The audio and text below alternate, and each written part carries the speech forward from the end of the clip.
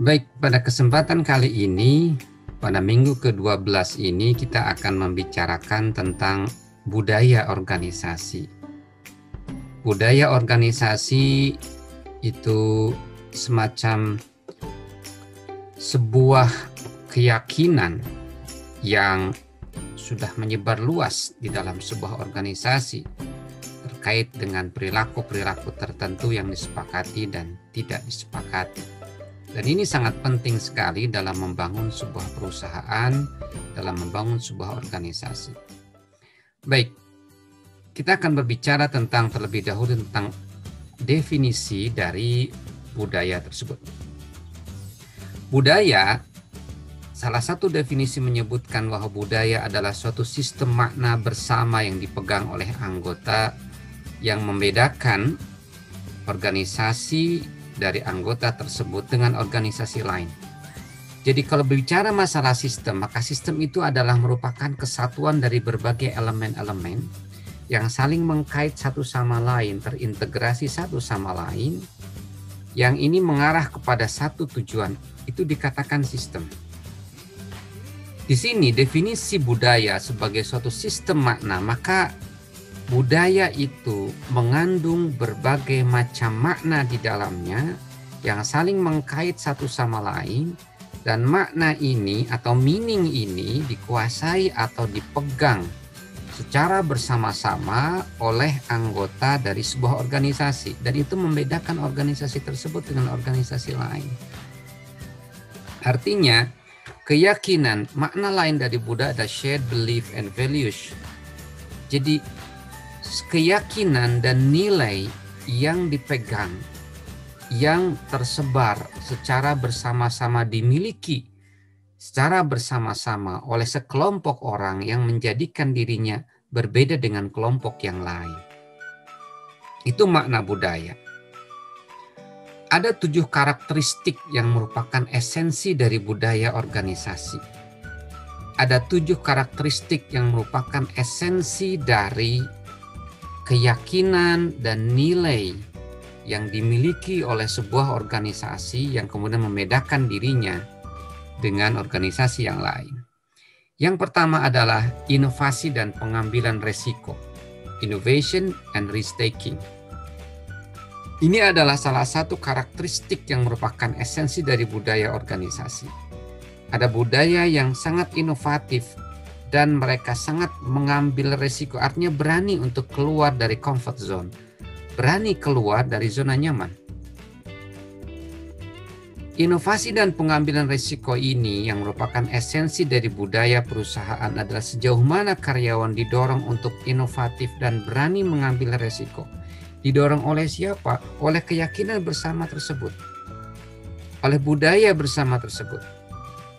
Yang kedua, karakteristik yang merupakan esensi dari budaya organisasi adalah perhatian terhadap hal-hal yang detail. yakni sejauh mana karyawan diharapkan oleh budaya tersebut untuk menunjukkan presisi, ketepatan, analisis, dan perhatian terhadap hal-hal yang detail. Hal-hal yang kecil, hal-hal yang kelihatannya kecil tetapi sebetulnya itu esensial untuk perkembangan sebuah perusahaan. Berikutnya adalah orientasi pada hasil.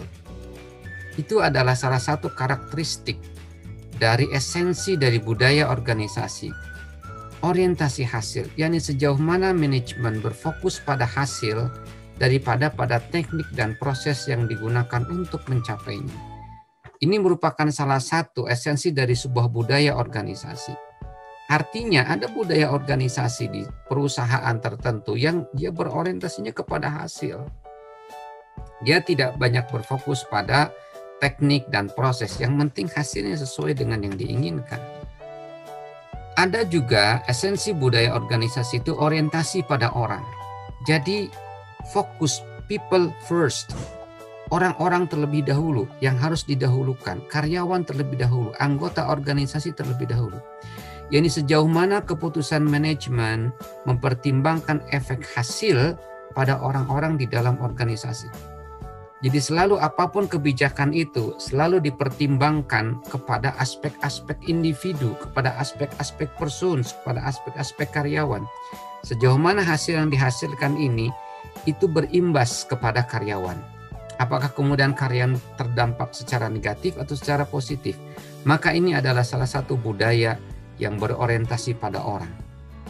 Kemudian ada esensi budaya organisasi yang lain orientasi pada tim, yakni sejauh mana aktivitas kerja diatur di sekitar tim daripada individu. Jadi ada esensi dari budaya organisasi di mana ada perusahaan-perusahaan yang dia lebih orientasi kepada tim. Jadi setiap aktivitas kerja itu selalu diarahkan agar itu dilakukan oleh sebuah teamwork, oleh sebuah kerja tim daripada diserahkan kepada individu. Berikutnya adalah salah satu dari 7 karakteristik yang merupakan esensi dari budaya organisasi adalah agresivitas. Tingkat di mana para karyawan agresif dan kompetitif daripada santai. Ini merupakan esensi budaya organisasi yang mungkin dimiliki oleh beberapa perusahaan, di mana para karyawan menunjukkan agresivitas, aktivitas yang sangat aktif, kemudian saling berkompetisi satu sama lain daripada berleha-leha dan bersantai-santai. Berikut yang terakhir adalah stabilitas.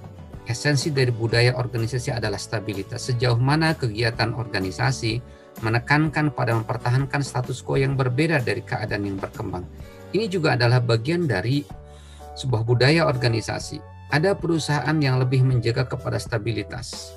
Jadi dia lebih nyaman dalam kegiatan-kegiatan yang merupakan comfort zone atau wilayah aman mereka, wilayah nyaman mereka. Yang mungkin bisa jadi tidak begitu fokus kepada perkembangan atau dinamisasi yang berkembang di luar perusahaan. Berikutnya, ada istilahnya budaya dominan dan budaya subkultur. Jadi di dalam perusahaan itu ada yang namanya budaya dominan atau dominant culture. Apa itu dominant culture atau budaya dominan? Budaya dominan itu adalah sebuah tatanan nilai yang mengekspresikan nilai-nilai inti yang dimiliki oleh mayoritas anggota organisasi dan yang memberikan kepribadian yang berbeda bagi organisasi. Jadi ada budaya yang sifatnya seperti budaya payung dan itu sangat dominan di dalam perusahaan. Misalnya katakanlah ada budaya dominan di dalam sebuah perusahaan, dominannya itu adalah budaya inovasi. Artinya dalam setiap aspek, dalam setiap level di dalam perusahaan itu, maka orang hanya berpikir tentang bagaimana menciptakan inovasi-inovasi baru. Atau mungkin ada budaya yang lebih cenderung kalau dalam national culture atau budaya nasionalnya itu lebih kepada aspek kolektivisme, kebersamaan. Jadi hubungan kolektif, hubungan antara satu sama lain memiliki kedekatan emosional yang dilatar belakangi adanya kesamaan persepsi, adanya kesamaan interest, seperti itu. Jadi lebih kepada kehidupan kebersamaan, komunalisme daripada individualisme. Itu kayak semacam budaya yang dominan yang merupakan nilai-nilai inti yang dimiliki dan dijalankan oleh mayoritas dari anggota organisasi atau anggota perusahaan tersebut. Ada juga istilah di dalam budaya organisasi adalah subculture atau subkultur.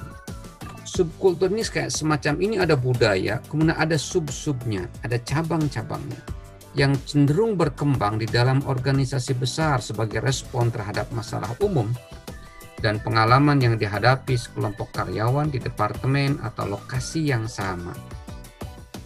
Subkultur ini cenderung ada atau hadir di dalam perusahaan-perusahaan besar, di mana mereka memiliki cabang-cabang mungkin yang banyak, mereka memiliki departemen-departemen yang beragam, maka di dalam departemen-departemen dan cabang-cabang tersebut muncul subkultur-subkultur yang merupakan cabang dari budaya dominan atau kultur besar yang dimiliki oleh perusahaan tersebut.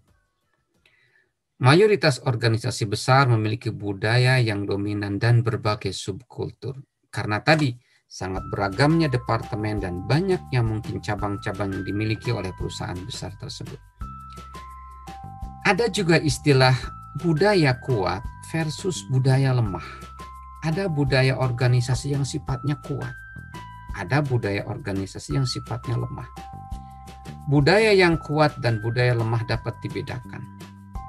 Jika sebagian karyawan memiliki pendapat yang sama, contoh misalnya berdasarkan survei tentang misi dan nilai organisasi, maka organisasi tersebut dikatakan memiliki budaya yang kuat. Akan tetapi, jika misalnya dalam sebuah survei atau mungkin wawancara, pendapat dari anggota perusahaan atau karyawan itu sangat bervariasi, maka ini dianggap sebagai budaya lemah. Katakanlah sebuah perusahaan memiliki sebuah visi dan misi dan tata nilai, memiliki semacam jargon yang itu merepresentasikan keinginan atau impian yang dimiliki oleh organisasi tersebut. Dan kemudian para karyawan memiliki pendapat yang sama atau memiliki visi yang sama, termasuk juga seiring dan sejalan apa yang di dalam pikiran karyawan dengan apa yang dimaui oleh perusahaan, maka bisa dikatakan organisasi tersebut memiliki budaya yang kuat. Seperti di belakang saya kelihatan Universitas Swadaya Gunung Jati memiliki moto pintar. Maka ketika moto pintar ini yang singkatan dari performance, integrity, networking, kemudian trust maintenance, kemudian achievement, dan religious. Ketika budaya pintar ini bisa diserap oleh hampir atau mayoritas dari anggota UGJ ini, maka bisa dikatakan bahwa UGJ ini memiliki budaya yang kuat. Akan tetapi ketika bervariasi antara satu staf dengan staf yang lain, dosen yang satu dengan dosen yang lain, maka bisa dikatakan budayanya masih lemah. Dalam budaya yang kuat, nilai inti organisasi dipegang erat dan dibagikan secara luas. Jadi nilai-nilai inti, katakan nilai pintar tadi di dalam motonya UGJ, ketika bisa dipegang erat dan kemudian dimiliki secara luas, bagaimana harus performance, berkinerja, bagaimana harus memiliki kejujuran, integriti, bagaimana harus membangun networking di jaring yang luas, bagaimana bisa trust maintenance, menjaga kepercayaan, kemudian melakukan achievement, prestasi, pencapaian, dan religious. Ketika nilai itu dipegang erat dan kemudian bisa di-sharekan, dimiliki oleh mayoritas anggota organisasi, maka bisa dikatakan bahwa budaya di UGJ ini adalah budaya yang kuat, memiliki strong culture terkait dengan moto atau prinsip yang dikembangkan oleh kampus ini. Berikutnya, apa sebetulnya yang dilakukan oleh budaya? Apa yang dikerjakan oleh budaya untuk kita? Maka jawabannya adalah kita bisa melihat di sini fungsi budaya diantaranya adalah untuk memiliki peran untuk menentukan batas. Jadi budaya menentukan batas, menciptakan perbedaan antara organisasi yang satu dengan yang lainnya. Jadi semacam ada boundary-nya. Jadi ketika kita melihat sebuah perusahaan, sebuah organisasi apapun, kita kemudian bisa mensematkan sesuatu yang berbeda terhadap perusahaan tersebut. Misalnya perusahaan tersebut sangat berorientasi pada inovasi, dan kemudian budaya inovasi tersebut tertanam dalam setiap anggota perusahaan tersebut, maka kita bisa mengatakan bahwa hal yang unik dari perusahaan tersebut adalah para karyawan sangat inovatif, berpikir bagaimana untuk menciptakan produk baru yang bisa diserap oleh pasar. Kedua, budaya memberikan rasa identitas bagi anggota organisasi. Jadi sense of identity ini akan muncul di dalam hati, di dalam perasaan, di dalam persepsi dari anggota organisasi tersebut. Ketika budaya itu sudah menyerap ke dalam diri masing-masing anggota organisasi. Kemudian Budaya memfasilitasi komitmen untuk kepentingan yang lebih besar daripada kepentingan pribadi individu. Ketika katakanlah di dalam sebuah perusahaan itu sudah membudaya tradisi saling membantu, altruisme, siap untuk berkorban untuk kepentingan orang lain, untuk kepentingan bersama, maka budaya ini akan memfasilitasi munculnya komitmen dari para anggota dari perusahaan atau organisasi tersebut untuk mengedepankan kepentingan yang lebih besar daripada kepentingan dirinya pribadi. Berikutnya, fungsi budaya adalah dalam artian menentukan aturan main, meningkatkan stabilitas sistem sosial. Perekat sosial yang membantu menyatukan organisasi dengan memberikan standar tentang apa yang harus dikatakan dan dilakukan oleh karyawan, apa yang tidak harus dilakukan atau tidak tepat untuk dilakukan. Jadi stabilitas sebuah sistem sosial, sistem, kembali lagi kita bicara sistem, maka kita berbicara tentang elemen-elemen dalam hubungan antara sesama, antar interaksi antar individu di dalam perusahaan. Maka budaya bisa menciptakan stabilitas dari sistem sosial, dari elemen-elemen interaksi tersebut yang bisa merekatkan satu sama lain, yang membantu menyatukan perusahaan dengan memberikan standar benchmarking tentang apa yang harus dikatakan dan dilakukan oleh karyawan. Jadi dengan budaya ini kadangkala tanpa ada aturan-aturan yang kaku, aturan-aturan yang tertulis pun orang kemudian mau melakukannya, dengan sadar melakukannya karena terbawa oleh lingkungannya yang mengarahkan kepada budaya tersebut.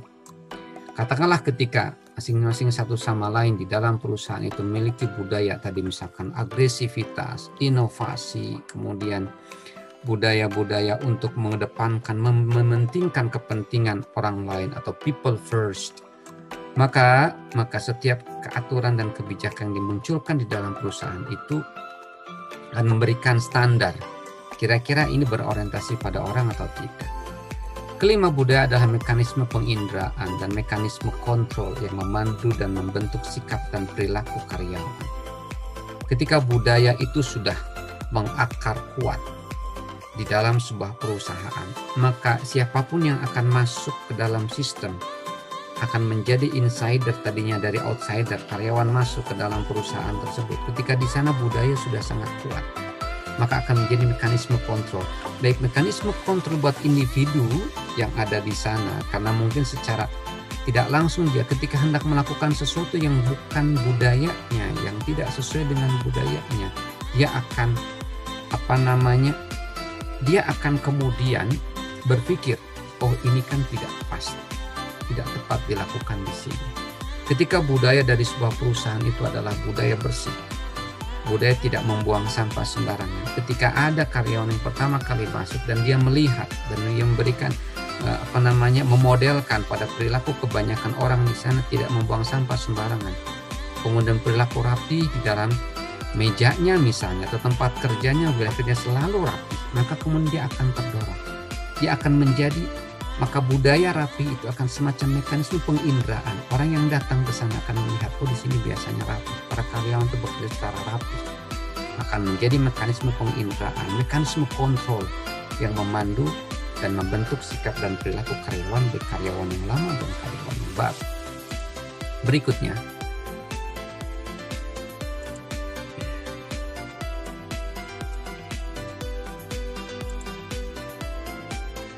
apa yang dilakukan oleh budaya? Yang kedua, menciptakan iklim organisasi.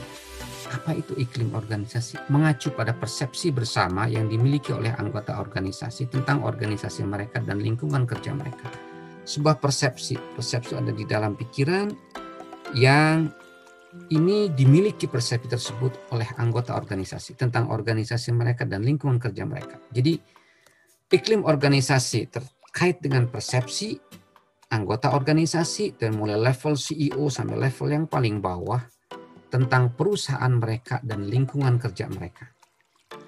Berbagai dimensi iklim diantaranya adalah inovasi, kreativitas, komunikasi, kehangatan dan dukungan, keterlibatan, keamanan, keadilan, keragaman, dan layanan pelanggan. Ini adalah iklim-iklim yang sangat positif sekali. Iklim yang merupakan sebuah turunan dari adanya budaya organisasi. Iklim inovasi, selalu berpikir bagaimana menciptakan sesuatu yang baru, kreativitas menciptakan juga sesuatu yang baru, berkomunikasi, kehangatan, keterlibatan dalam segala hal, keamanan, keadilan, keragaman, dan layanan pelanggan ini adalah merupakan iklim organisasi yang positif tentunya. Misalnya seseorang yang menghadapi iklim keberagaman akan merasa lebih nyaman berkolaborasi dengan rekan kerja terlepas dari latar belakang demografis mereka. Ketika misalnya diversity di dalam sebuah perusahaan itu dikembangkan, keberagaman. Jadi budaya yang menerima atau yang inklusif, misalkan budaya dari perusahaan yang inklusif, maka kemudian akan menciptakan sebuah iklim keberagaman atau diversity.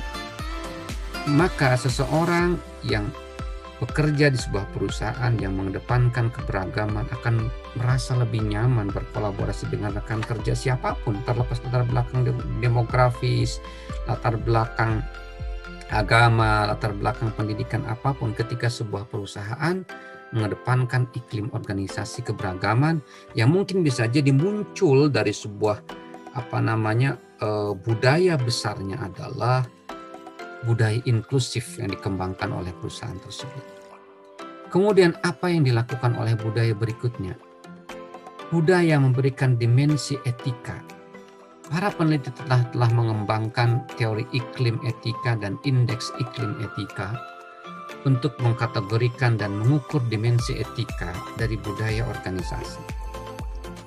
Dari 9 kategori iklim etika yang akan dibahas berikutnya, ada 5 iklim etika yang paling umum di dalam organisasi.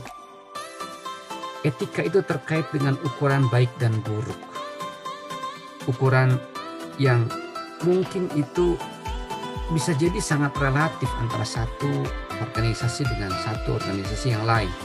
Konteks yang satu dengan konteks yang lain, wilayah yang satu dengan wilayah yang lain, atau negara yang satu dengan negara yang lain.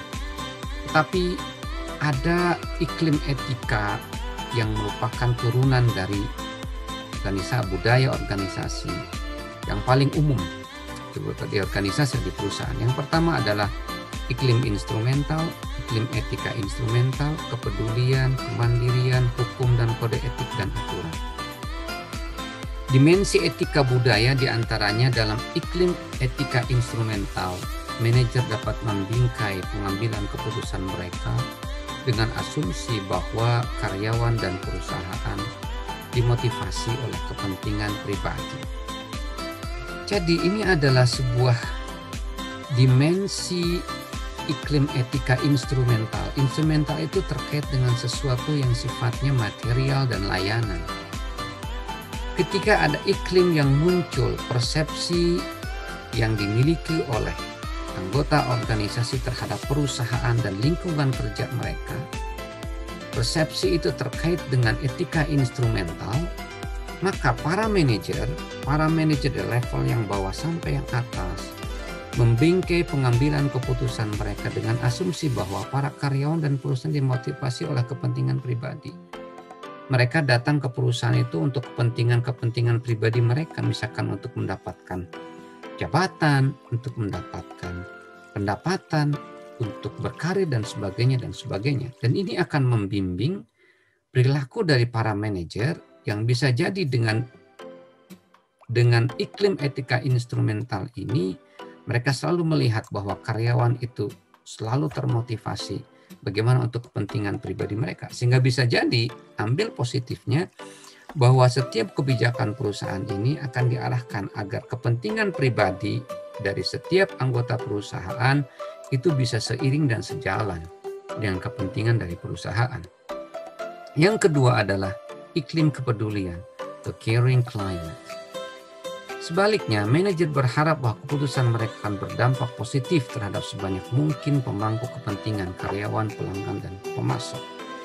Jadi dalam iklim kepedulian atau caring climate ini, para manajer berharap dan mungkin bisa jadi mengorientasikan setiap kebijakan, praktek, dan proses yang berjalan di dalam perusahaan ini bisa berdampak positif sebanyak mungkin bagi para stakeholder, bagi para karyawan, pelanggan, termasuk yang dipikirkan bagaimana the goodness, kebaikan untuk semuanya.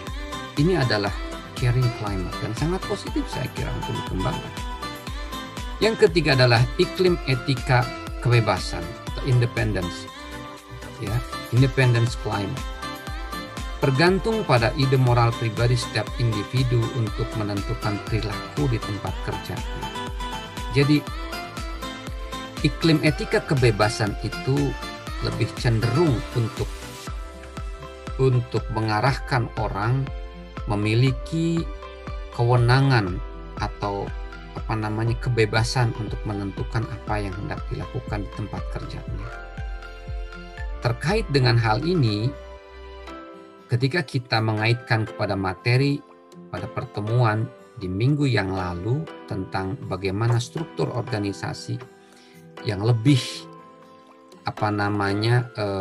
organik daripada mekanistik, maka struktur yang organik ini lebih mengarahkan atau cenderung lebih mendorong munculnya budaya-budaya yang akan melahirkan iklim etika kebebasan, karena para karyawan diberikan kebebasan atau diskresi untuk menentukan bagaimana cara mencapai target-target kerjaannya sesuai dengan yang diinginkan.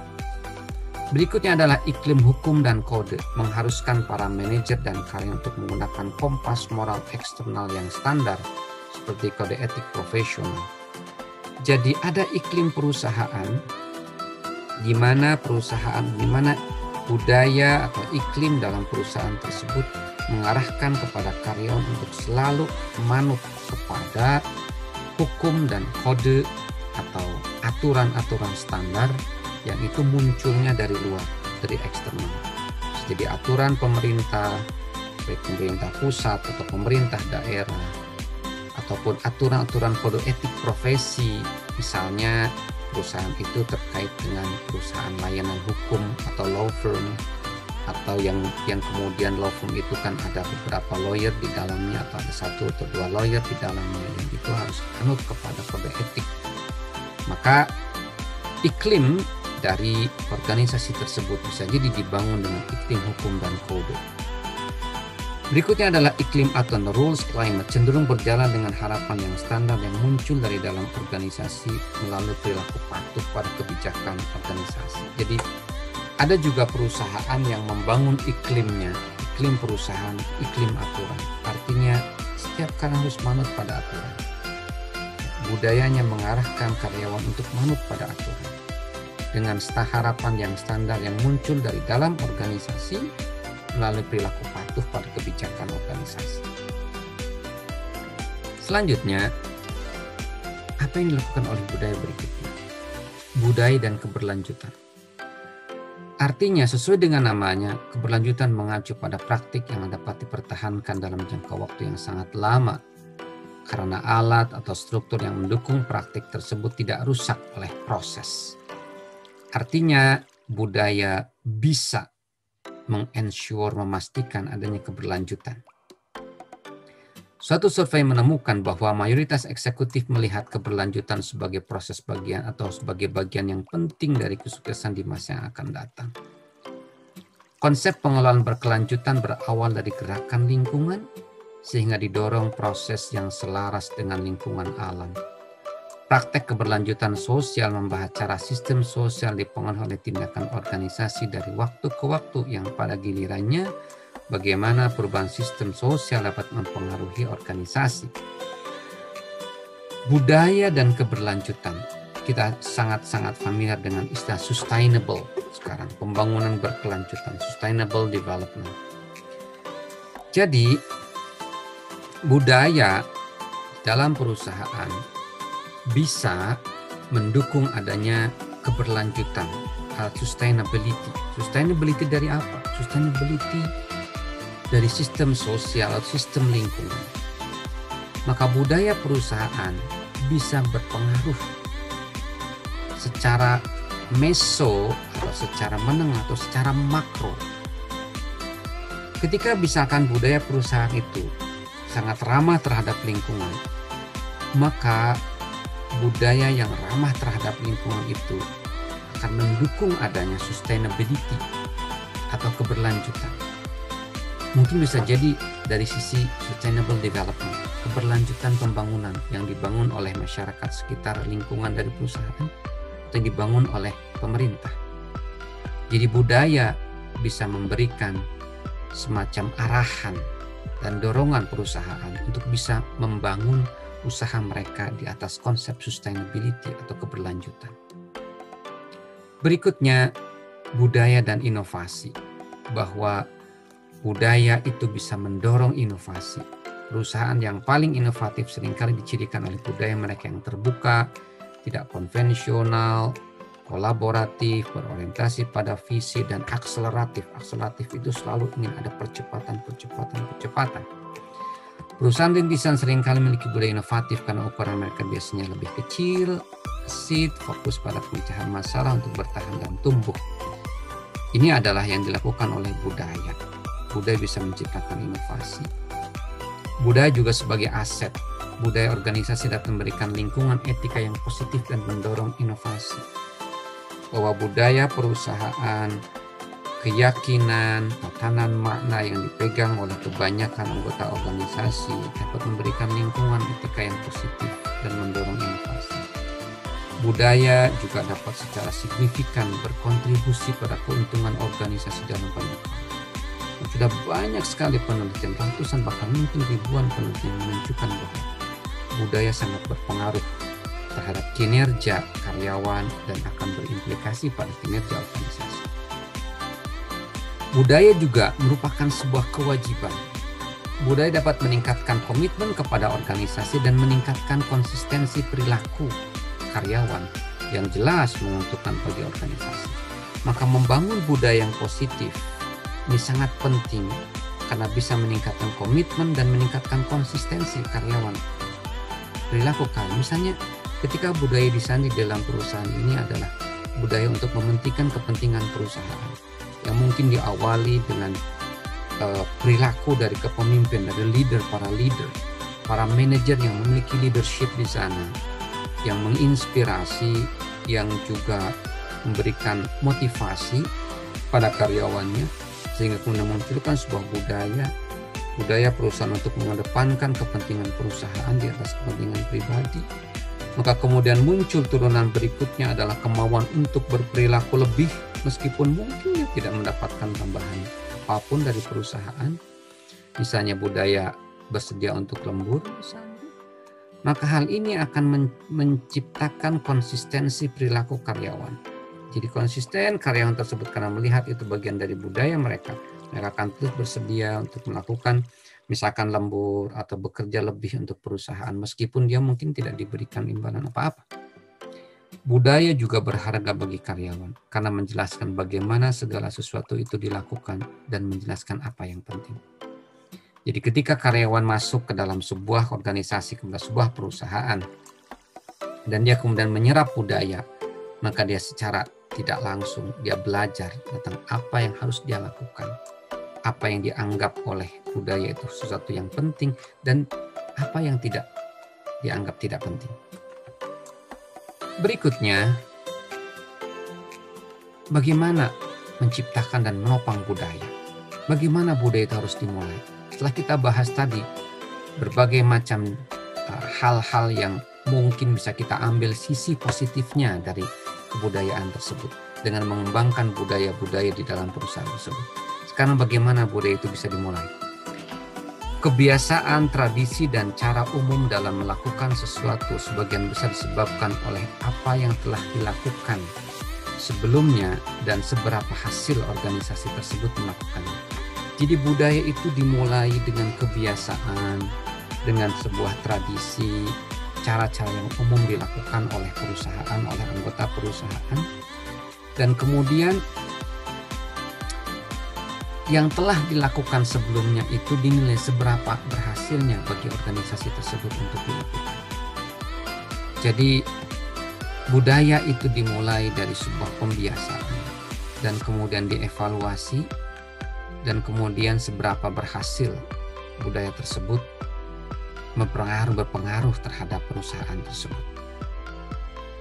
Nah, sekarang bagaimana kebiasaan, tradisi, dan cara umum itu berkembang, dimulai dari mana? Maka ini ada sumber utama budaya organisasi, yakni siapa? Sumber utamanya adalah para pendiri. Kenapa? Pertama, pendiri bisa jadi hanya mempekerjakan dan memelihara karyawan dan yang berpikir dan merasakan hal yang sama. Jadi budaya perusahaan itu dimulai pada awalnya oleh para pendiri. Katakanlah satu orang yang membuka usaha baru dalam bidang usaha, misalkan layanan jasa, misalkan dalam jasa konsultan misalnya, atau jasa apapun, misalkan usaha catering, usaha jualan retail, maka si pendiri itu sudah memiliki value atau tatanan nilai, tatanan makna yang ada dalam dirinya. Maka tatanan itu kemungkinan dia akan pegang dan dia akan mempekerjakan, mencari partner yang memiliki tatanan makna, kesamaan persepsi, kesamaan pikiran. Dia akan mencari orang yang memiliki kesamaan-kesamaan tersebut. Dan kedua, pendiri mengindoktrinasi dan mensosialisasikan cara berpikir dan cara merasa mereka. Yang pertama, para pendiri akan mencari orang-orang yang memiliki kesamaan-kesamaan berpikir, kesamaan persepsi dengan mereka. Dan kemudian setelah karyawan itu direkrut dan kemudian diseleksi dan kemudian diterima, maka pendiri itu akan mengindoktrinasi dan mensosialisasikan cara berpikir dan cara merasa mereka. Ketika mereka, si pemimpin itu atau si pendiri itu memiliki jiwa inovasi, maka kemudian akan mendoktrinkan kepada karyawan yang barunya itu tentang bagaimana tatanan nilai inovasi yang harus dimiliki oleh karyawan-karyawannya. Ketika misalnya si pendiri itu memiliki semangat kerja keras, maka dia akan mendoktrin karyawan-karyawan untuk bekerja keras. Akhirnya perilaku pendiri sendiri mendorong karyawan untuk mengidentifikasikan diri mereka dengan pendiri dan menginternalisasikan keyakinan, nilai, dan asumsi pendiri. Terlebih karyawan itu dalam beberapa teori mengatakan bahwa setiap karyawan itu akan mencari di dalam perusahaan sumber etika. Dia akan mencari model, role model. Karyawan yang baru akan melihat role model. Ketika dia melihat role model, maka salah satu role model atau model peran yang akan dia ambil adalah para manajer-manajernya. Dan pendiri adalah manajer puncak yang itu bisa jadi memiliki pengaruh besar dalam memandu perilaku dari karyawan-karyawannya. Jadi untuk memulai budaya bagi sebuah perusahaan adalah diantaranya adalah mulailah dengan para pendiri. Mulailah bagi misalkan kita yang ingin membangun sebuah perusahaan, maka pikiran, perasaan kita, budaya atau value yang harus kita miliki terlebih dahulu adalah budaya-budaya atau value yang positif terlebih dahulu. Yang kemudian ini akan melahirkan keinginan untuk mencari orang yang memiliki persamaan persepsi dan persamaan pikiran. Dan kemudian kita akan mendoktrin dengan kesamaan tersebut. Mendoktrin pikiran-pikiran yang positif kita kepada para karyawan tersebut. Dan kemudian akan mendorong karyawan untuk mengidentifikasikan diri mereka dengan perilaku para pendiri. Dan menginternalisasikan, memasukkan keyakinan, nilai, dan asumsi pendiri ke dalam dirinya sendiri. Dan kemudian setelah itu berkembang perusahaan besar, maka akan menjadi sebuah budaya yang dimiliki oleh semua anggota dari organisasi perusahaan tersebut. Kekuatan untuk melestarikan budaya diantaranya adalah dengan menyeleksi karyawan, yakni dengan mengidentifikasi dan bekerjakan individu dengan pengetahuan, keterampilan, dan kemampuan untuk bekerja dengan sukses. Keputusan akhir akan mengidentifikasi orang yang value-nya konsisten dengan sebagian besar dan nilai organisasi. Katakanlah sebuah perusahaan sudah memiliki, katakan di belakang saya ini UGJ memiliki value pintar, budaya pintar. Maka ketika menyeleksi staf, karyawan, dosen yang akan dipekerjakan di dalam perusahaan, di dalam lembaga UGJ ini, maka harus dicari yang memiliki pengetahuan, keterampilan, dan kemampuan untuk berkinerja sesuai dengan value yang dimiliki oleh UGJ tersebut. Pintar tadi. Berikutnya adalah kekuatan untuk melestarikan budaya adalah dengan manajemen puncak. Budaya itu harus dipelihara oleh manajemen puncak. Tindakan manajemen puncak memiliki dampak besar pada budaya organisasi. Melalui kata-kata dan perilaku, eksekutif senior menetapkan norma melalui organisasi tentang misalnya apakah pengambilan risiko itu diinginkan, seberapa besar kebebasan diberikan manajer kepada karyawan, pakaian apa yang pantas, tindakan apa yang menghasilkan kenaikan gaji, promosi, dan penghargaan lainnya. Jadi perilaku manajemen puncak ini merupakan sebuah kekuatan untuk melestarikan budaya. Katakanlah budaya pintar yang ada di belakang saya ini yang kelihatan oleh para pemirsa ini, itu dimiliki oleh manajemen puncak, para pimpinan puncak, atau katakanlah di dalam sebuah perusahaan. Mereka memiliki sebuah moto dan moto itu dipegang oleh manajemen puncak. Maka ini akan berdampak besar pada budaya organisasi. Akan menciptakan sebuah image, akan menciptakan sebuah keyakinan bersama bahwa manajemen puncak itu sudah memberikan model dan contoh untuk karyawan di bawah. Dan itu akan diikuti oleh para karyawan yang ada di bawah. Berikutnya, untuk melestarikan budaya dan dengan melakukan sosialisasi. Tidak peduli seberapa baik pekerjaan dilakukan organisasi dalam perekrutan dan seleksi, karyawan baru membutuhkan bantuan untuk beradaptasi dengan budaya yang berlaku melalui sosialisasi. Jadi sosialisasi dapat membantu meringankan masalah yang dilaporkan banyak karyawan dan pekerjaan baru mereka berbeda dari yang diharapkan. Jadi mensosialisasikan budaya organisasi itu adalah sangat penting sekali untuk para karyawan. Budaya pintar di belakang saya ini akan sangat tepat sekali, akan sangat tersebar luas dan dimiliki oleh setiap anggota dari perusahaan, baik dosen, mahasiswa, staf, ketika banyak disosialisasikan. Dan itu bisa menjawab pertanyaan-pertanyaan, khususnya bagi staf-staf baru, tentang apa yang harus dia lakukan karena mereka membutuhkan bantuan untuk bisa beradaptasi dengan budaya melalui sosialisasi tersebut. Kemudian bentuk yang paling kuat dalam menularkan bagaimana karyawan pelajari budaya. Bentuk yang paling kuat dalam menularkan budaya kepada karyawan adalah melalui cerita, ritual, simbol, material, dan bahasa. Ya, cerita. Contoh misalnya, ketika Henry Ford II menjadi pimpinan Ford Motor Company, dia selalu mengingatkan kepada eksekutifnya bahwa kadang-kadang para manajer terlalu sombong. Ya, mengingatkan kepada para eksekutifnya ketika para manajer itu dianggap terlalu angkuh, dia katakan itu adalah namaku yang ada di gedung itu. Dia ingin menegaskan bahwa budaya di sini bahwa saya adalah pendiri dari Ford ini dan nama saya ada di gedung itu. Dan itu adalah sebuah cerita dan itu adalah story bahwa perusahaan ini dibangun oleh si Henry Ford tadi, sehingga para eksekutifnya diharapkan untuk tidak berperilaku secara arogan. Itu salah satu contoh bahwa cerita itu bisa merupakan cara para karyawan mempelajari budaya.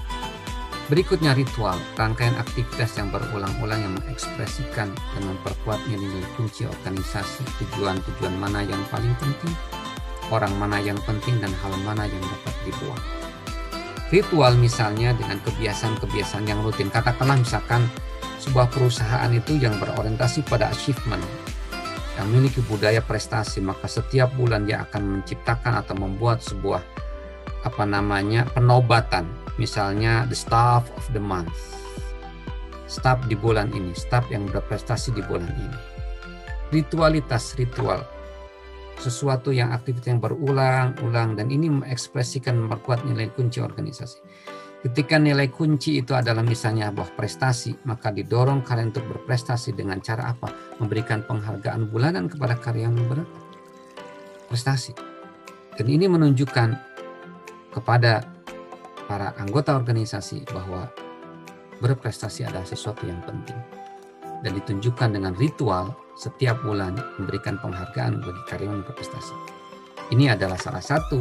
Dan dari sana kalian bisa belajar bahwa berprestasi adalah sebuah budaya di dalam perusahaan tersebut. Simbol. Berikutnya adalah karyawan mempelajari budaya dengan simbol. Tata letak kantor pusat perusahaan misalnya, jenis mobil yang diberikan pada eksekutif puncak, ada atau tidaknya pesawat perusahaan, termasuk pula ukuran kantor, keanggunan perabotan, fasilitas pakaian, adalah beberapa contoh simbol-simbol material. Ketika misalnya di dalam sebuah perusahaan itu ada semacam seragam. Seragam itu adalah bagian dari simbol. Ketika seragamnya menunjukkan yang mensimbolisasikan adanya semangat kerja dengan ungkapan-ungkapan yang mendorong orang itu untuk bersemangat kerja di dalam perusahaan tersebut, maka simbol itu yang dijadikan pelajaran bagi karyawan untuk belajar organisasi. Oh, berarti di organisasi ini yang dikedepankan adalah bagaimana trust maintenance, menjaga kepercayaan, bagaimana berprestasi, bagaimana religiusitas dikedepankan. Contoh di atas menunjukkan apa yang disampaikan kepada kami tentang siapa yang penting, tingkat egalitarianisme yang diinginkan manajemen puncak, dan jenis perilaku-perilaku yang sesuai. Berikutnya adalah karyawan mempelajari budaya melalui bahasa. Banyak organisasi dan subunit yang menggunakan bahasa untuk membantu anggota mengidentifikasi budaya, membuktikan penerimaan karyawan terhadap budaya, dan membantu melestarikan budaya. Istilah-istilah yang unik digunakan untuk menggambarkan peralatan, petugas, individu kunci, pemasok, pelanggan, atau produk yang terkait dengan bisnis. Ini adalah, jadi penggunaan bahasa ini terkait dengan istilah-istilah yang unik untuk menggambarkan peralatan atau apapun fasilitas, kemudian petugas, individu kunci, pemasok, pelanggan, dan sebagainya.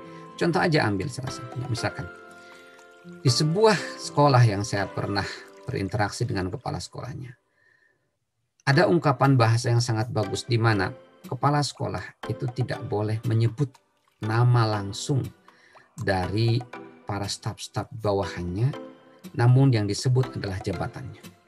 Jadi misalnya wakil kepala sekolah, maka si kepala sekolah itu menetapkan aturan buat dirinya sendiri, tidak boleh menyebut nama, misalkan namanya Budi, tidak boleh menyebut Pak Budi, tapi Pak Wakasek. Itu untuk menunjukkan respect terhadap posisi dari bawahan-bawahan tersebut, yang menunjukkan pengakuan dan apresiasi. Nah, bahasa ini bisa dipelajari oleh karyawan sebagai bagian dari sebuah budaya.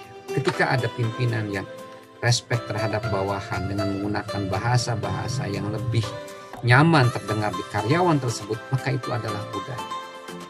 Dan karyawan akan belajar dari sana bahwa inilah sesuatu yang acceptable, sesuatu yang dapat diterima, dan itu sesuatu yang positif dikembangkan di perusahaan, dan sesuatu yang lain yang tidak bisa diterima. Ada juga namanya budaya etis organisasi. Terlepas dari perbedaan lintas industri dan budaya etis, jadi budaya yang sifatnya beretika, itu memiliki beberapa nilai proses yang sama. Ini hal yang sangat penting sekali, budaya etik. Budaya yang etis. Kita sering suka mendengar ada istilah-istilah etika. Jadi budaya yang beretika di dalam sebuah perusahaan itu harus dikedepankan.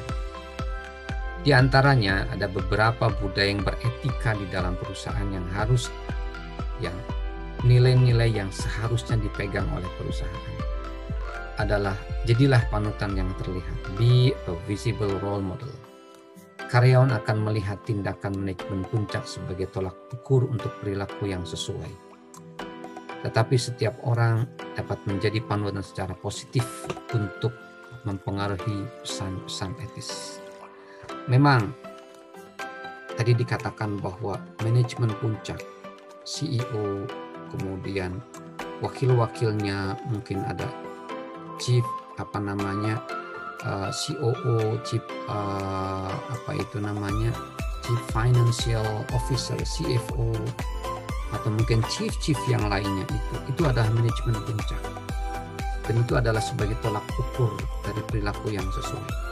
Ketika manajemen puncaknya memperlihatkan integritas, kejujuran, keadilan, dan sebagainya, itu akan menjadi panutan yang positif dan membangun suasana etis.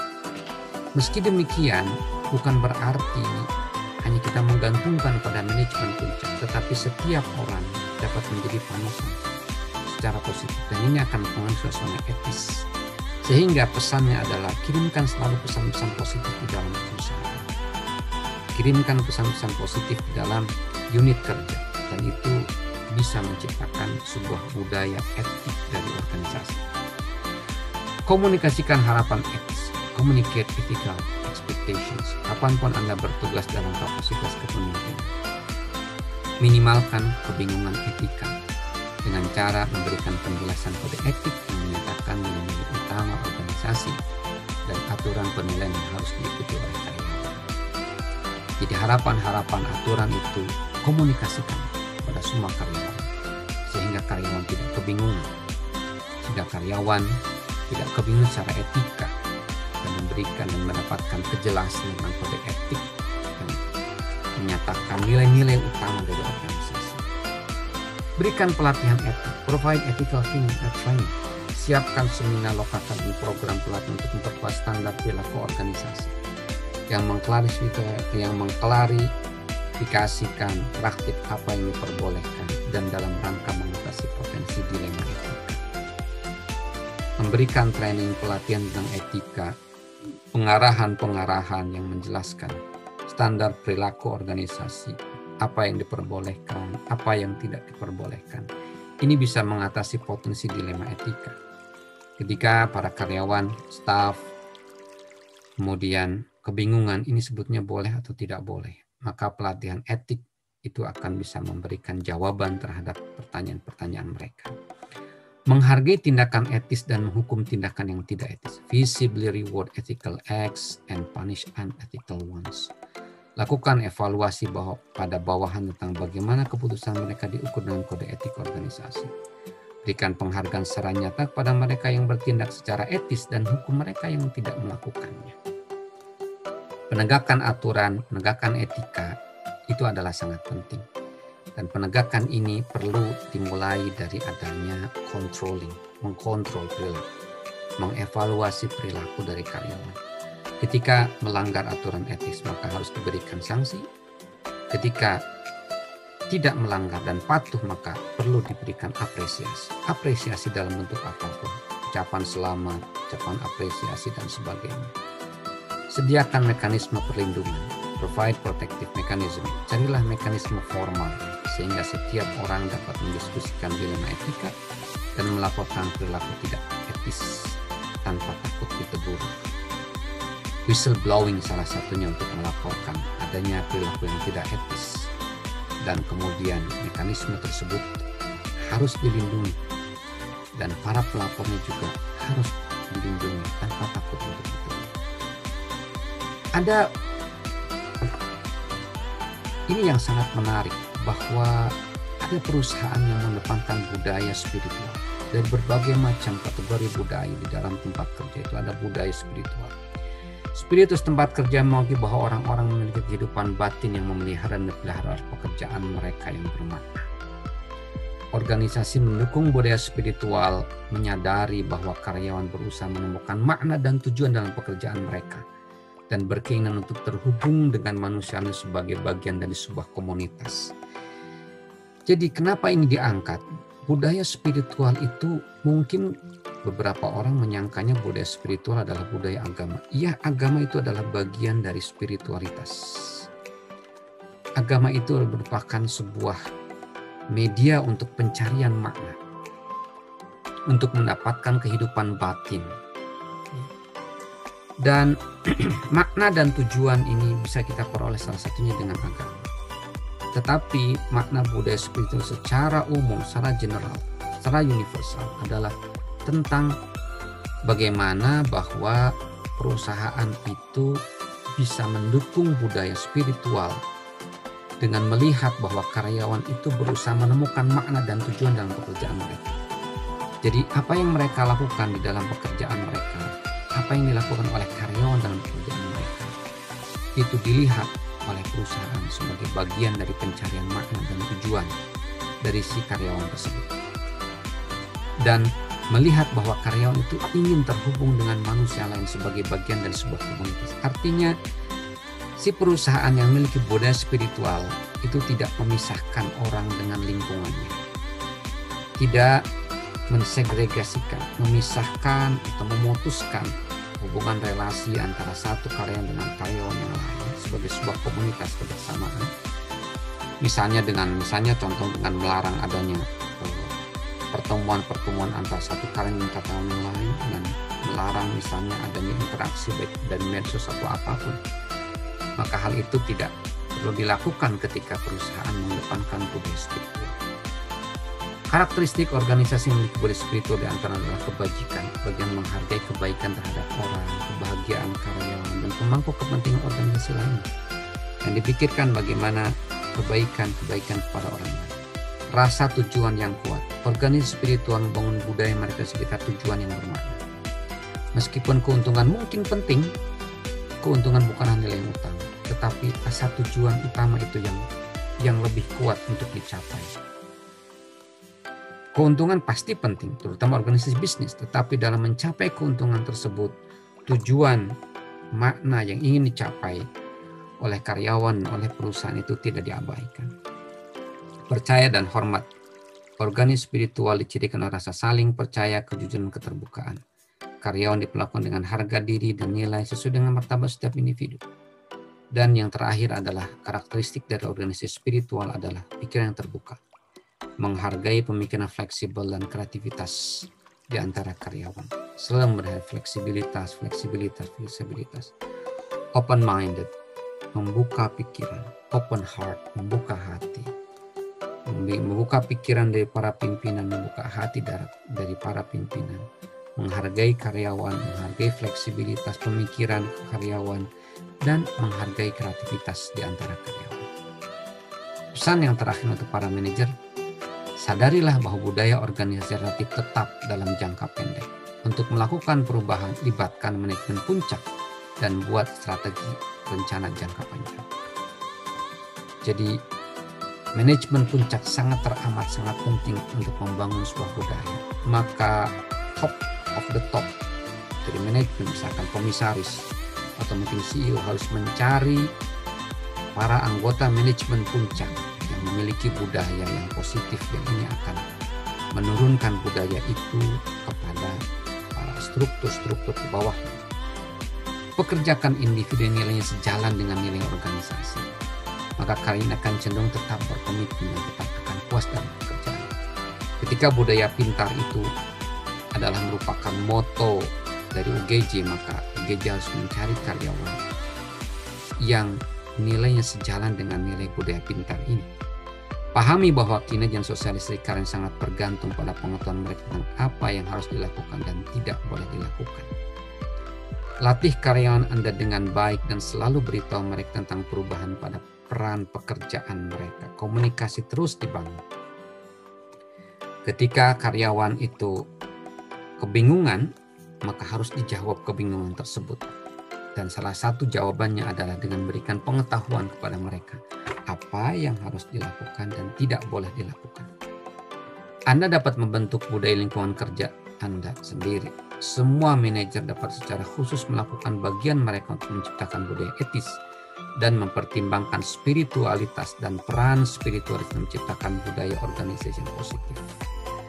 Kita para manajer, Anda para manajer, kita semua yang diamanati sebagai manajer atau pimpinan di perusahaan, di organisasi, dapat melakukan bagian masing-masing untuk menciptakan budaya etis dan juga mempertimbangkan budaya spiritualitas yang nilainya di antara tadi ada kebajikan, kemudian ada beberapa nilai yang lain. Ketahuilah bahwa budaya organisasi perusahaan Anda mungkin tidak dapat dipindahkan ke negara lain. Artinya kita harus bisa memahami bahwa budaya yang dikembangkan di sebuah daerah, sebuah wilayah, bisa jadi itu cocok untuk dikembangkan di sana, tetapi di wilayah lain itu tidak cocok untuk dikembangkan di sana. Saya kira cukup materi untuk minggu ke-12 dari mata kuliah perilaku keorganisasian. Mudah-mudahan ada manfaatnya dan bisa memberikan pencerahan kepada kita semuanya dan membimbing perilaku kita ketika kita hendak membangun sebuah budaya organisasi, ketika hendak membangun sebuah perusahaan dan mengedepankan budaya-budaya yang positif.